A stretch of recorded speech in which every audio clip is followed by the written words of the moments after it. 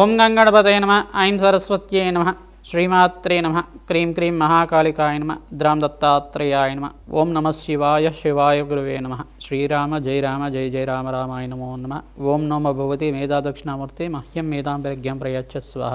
క్లీం కృష్ణాయ గోవిందాయ గోపీజనవల్లభాయ శ్రీకృష్ణ పరబ్రహ్మణే పరంజ్యోతిషే నమో నమో నమ. జయ గురు దత్తాత్రేయాయ నమ. శ్రీమాత్రే నమ. యూట్యూబ్ ప్రేక్షకులకందరికీ కూడా నమస్కారం అండి. నేను పాలపర్తి గురునాథ శర్మ జ్యోతిషం వాస్తు సిద్ధాంతిని మీకంతా కూడా గోచారరీత్యా గ్రహాల యొక్క స్థితిగతి సంయోగం వాటి ప్రభావం అంతా కూడా విశ్లేషణ చేయడం జరుగుతుంది.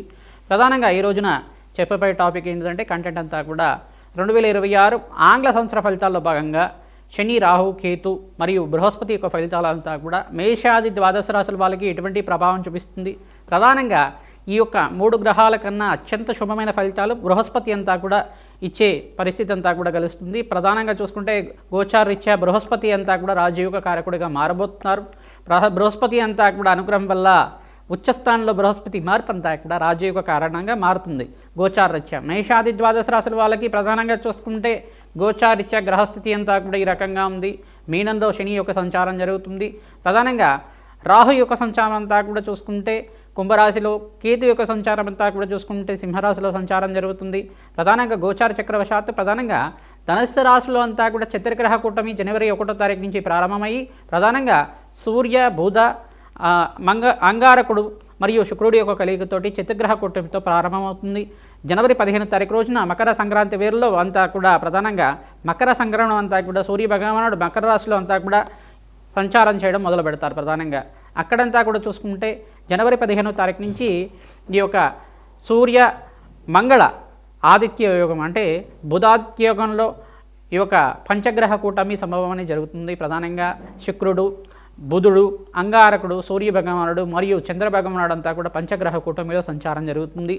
మరియు ఫిబ్రవరి 23 తర్వాత ప్రధానంగా చూసుకుంటే ఈ యొక్క కుంభరాశిలో అంతా కూడా రాహుతో పాటు 5 గ్రహాలన్నీ కూడా ఈ 5 గ్రహాలన్నీ కూడా సంచారం జరుగుతుంది. ప్రధానంగా చూసుకుంటే షష్టగ్రహ కూటమి అంతా కూడా సంభవం జరుగుతుంది ఫిబ్రవరి 23 ఆ తారీఖులో అంతా కూడా 2026లో.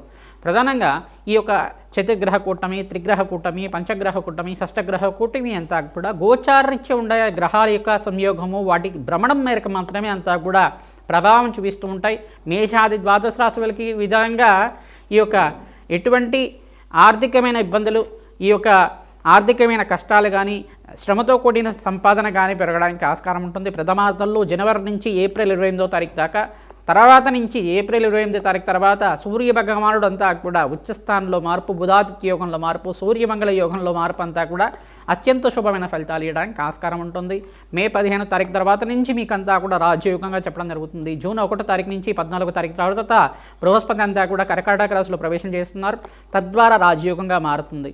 ప్రధానంగా చూసుకుంటే మేషాది ద్వాదశ రాశుల వాళ్ళకి గ్రహస్థితి ఈ రకంగా ఉంది కావున మేషాది ద్వాదశ రాశుల వాళ్ళకి ఏ మాసంలో అంతా కూడా రాజయోగంగా ఉంటుంది. ఈ యొక్క గ్రహస్థితి దృష్టి కేంద్రం అంతా కూడా ఈ రకంగా ఉంటుంది.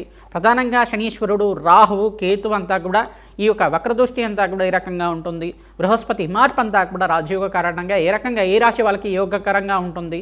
వివాహాది శుభకార్యాలు జరగడానికి కానీ, రాజయోగ కారణం కానీ, ధనయోగాలు సిద్ధించడానికి కానీ, ధనధాన్యాది సమృద్ధి కలగడానికి కానీ రాజయోగ కారకుడిగా బృహస్పతి అనుగ్రహం వల్ల ఎటువంటి రాజయోగాలు, ధనయోగాలు, విపరీత రాజయోగాలు అంతా కూడా సిద్ధించడానికి ఆస్కారం ఉంటుంది. అత్యంత శుభమైన ఫలితాలు ఇవ్వడానికి ఆస్కారం ఉంటుంది. నవగ్రహాల యొక్క అనుగ్రహం మేరకే మానవ జీవిత విధానం అంతా కూడా ఉంటుంది కావున ప్రధానంగా నవగ్రహాల అనుగ్రహం కోసం అంతా కూడా ప్రతినిత్యం కూడా నవగ్రహారాధన చేయడం శ్రేష్టమైన ఫలితాలు పొందుతూ ఉంటారు. ప్రధానంగా చూసుకుంటే ఈ యొక్క గ్రహస్థితి ఈ రకంగా ఉంది కావున గోచారరీత్యా గ్రహాల యొక్క సంయోగము వాటి ప్రభావం అంతా కూడా సంపూర్ణంగా విశ్లేషణ చేసి మీకంతా కూడా 2026లో రాజయోగం వచ్చే విధంగా మీకంతా కూడా పరిష్కారం చెప్పడం జరుగుతుంది. ప్రతినిత్యం కూడా మేషాది ద్వాదశ రాశి వాళ్ళు ఈ యొక్క నవగ్రహ ఆరాధన చేసుకోవడం ప్రధానంగా మీకు చెప్పబడే సూచనప్రాయంగా అంతా కూడా చెప్పడం జరుగుతుంది. నవగ్రహ ఆరాధనలో భాగంగా మీరు ప్రతినిత్యం కూడా నవగ్రహ దేవతలకంతా కూడా ప్రదక్షిణాలు ఆచరించండి. ఆవునితో దీపారాధన చేయండి. బెల్లము నివేదనం చేసి ఆ యొక్క చీమలకి ఆహారం వచ్చే విధంగా రావి చెట్టు, వేప చెట్టు ఉండే ప్రాంతంలో అంతా కూడా సమర్పించడం వల్ల రాజయోగం సిద్ధిస్తుంది. గోమాత సేవ చేసుకున్న వాళ్ళకి అత్యంత శుభమైన ఫలితాలు పొందడానికి ఆస్కారం ఉంటుంది. ప్రధానంగా ఆదిత్యాది నవగ్రహ స్తోత్రాన్ని ప్రతినిత్యం కూడా చదువుకోవడం, 3 సార్లు కానీ 11 సార్లు కానీ వినడం కానీ చదవడం కానీ చేయడం వల్ల నవగ్రహ దోష నివారణ కలిగి మీకంతా కూడా రాజయోగం సిద్ధి రావడానికి ఆస్కారం ఉంటుంది. ఈ యొక్క రాహుకేతు వక్రగతి సంచారం కూడా ఏప్రిల్ 14వ తారీఖు తర్వాత నుంచి జరుగుతూ ఉంటుంది.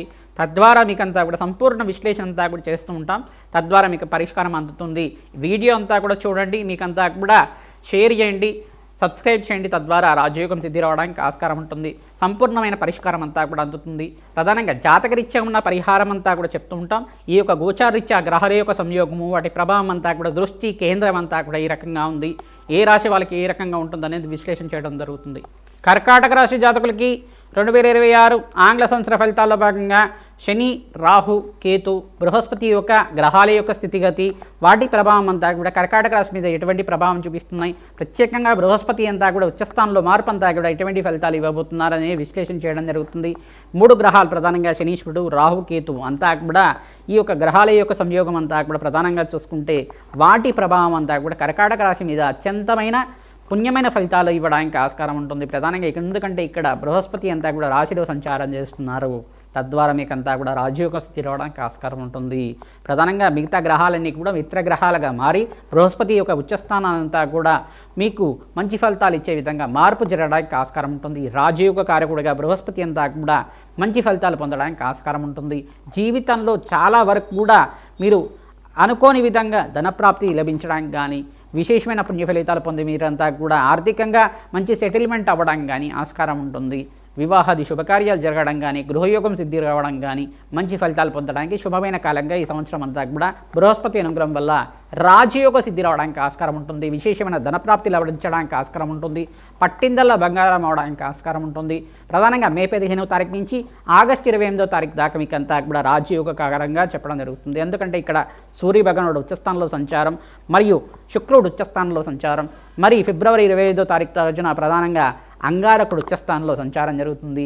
ఇక్కడ చూసుకుంటే ప్రధానంగా శని శుక్రుల కలయికంతా కూడా సంయోగం జరుగుతుంది. ఇక్కడ బృహస్పతి ఉచ్చస్థానంలో ప్రధానంగా రాశిలో అంతా కూడా సంచారం అంతా కూడా జూన్ 1వ తారీఖు నుంచి మీకు అంతా కూడా మార్పు చెందుతూ ఉంటారు. కావున విశేషమైన పుణ్యప్రాప్తి కలుగుతుంది. షష్టగ్రహ కూటమిలో కూడా మీకు రాజయోగం సిద్ధి రావడానికి గ్రహాల యొక్క సంయోగం, వాటి ప్రభావం అంతా కూడా విశేషమైన శుభ ఫలితాలు ఇవ్వడానికి ఆస్కారం ఉంటుంది.